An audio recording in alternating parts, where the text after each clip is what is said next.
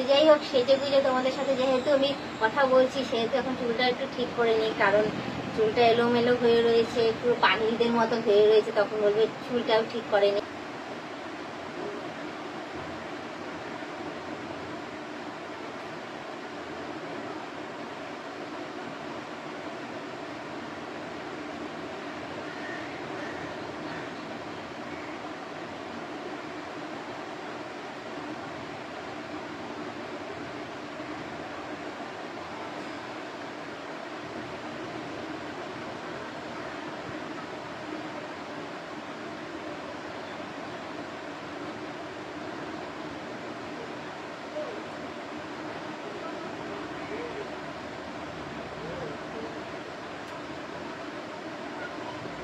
Hello বন্ধুরা, welcome to my channel. তোমার সবাই কেমন আছে? আশা করি তোমার সবাই খুব ভালো আছে। তো তোমরা এখন দেখছি যে আমি শুরুতে লিপস্টিক লাগাচ্ছিলাম, কি করবো বলো?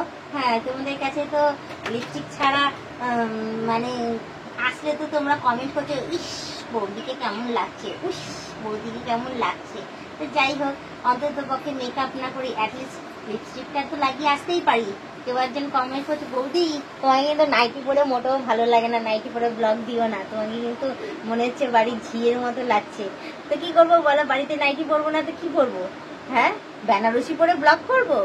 তো কিছু করার নেই, বেনারসি আমি পরে ব্লগ করতে পারছি না, কারণ অতটা মাথার মধ্যে থাকে না যে সেই যে গুজে বাড়ির সমস্ত কাজকর্ম করবো। কেউ করে না আমার মতো, অনেকেই আছে যারা ঘরের কাজকর্ম করে, কেউ অত সময় পায় না সেজে গুজে ঘরের কাজকর্ম করার মতো।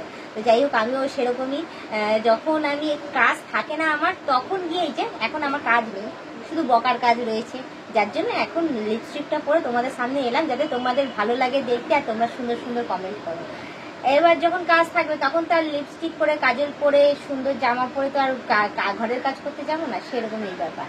যাই হোক, আমি এতক্ষণ শুয়ে শুয়ে হাওয়া খাচ্ছিলাম, এই স্ট্যান্ড ফ্যান চলছিল, চুলটাও শুকাচ্ছিলাম, যে চুলটা ওইদিকে শুকানো হয়ে যাবে, আমি একটু বিশ্রামও নেবো, এদিকে হাওয়া খাবো। তারপর দেখছি যে তোমাদের দাদা ক্যামেরা নিয়ে চলে এসেছে তোমাদের সাথে কথা বলানোর জন্য। তো যাই হোক, তোমাদের সাথে কথা বলতে আমি চলে এসেছি, ভাবলাম এরকম আসবো, তোমরা তারপর আবার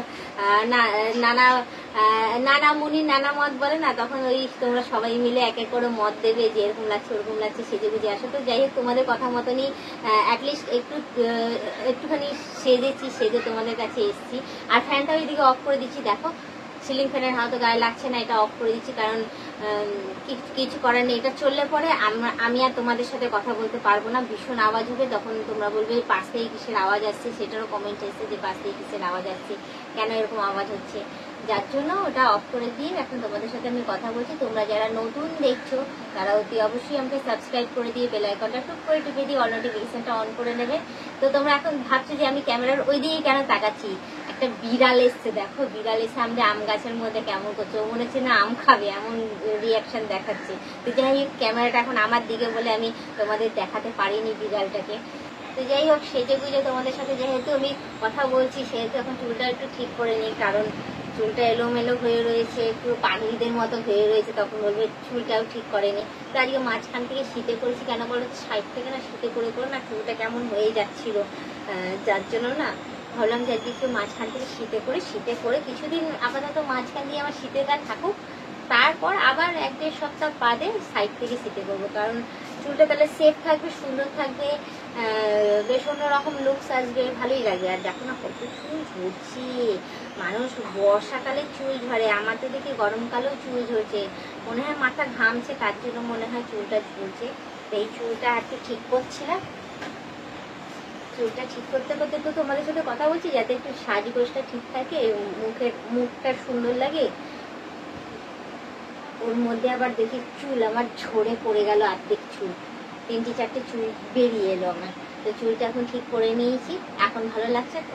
অতি অবশ্যই আমাকে কমেন্টে জানিয়ে যে এখন আমাকে কেমন লাগছে। আমি তোমাদের কমেন্টের আশায় বসে থাকবো, আগাগোড়াই বসে থাকি, এখনো বসেই থাকবো তোমাদের কমেন্টের আশায়। তো এই দেখো, দিনে স্নান করে যাচ্ছি, এখন স্ট্যান্ড ফ্যানটা চালিয়ে একটুখানি হাওয়া খেয়ে নেবো। তো আজকের ব্লগিংটা আমি এখানেই শেষ করছি, আবার অন্যদিন অন্য কোনো ব্লগ ভিডিও নিয়ে আমি হাজির হয়ে যাবো। আজকের মতো টাটা, বাই বাই, সুস্থ থেকে এভাবে আমাকে দেখতে থাকো।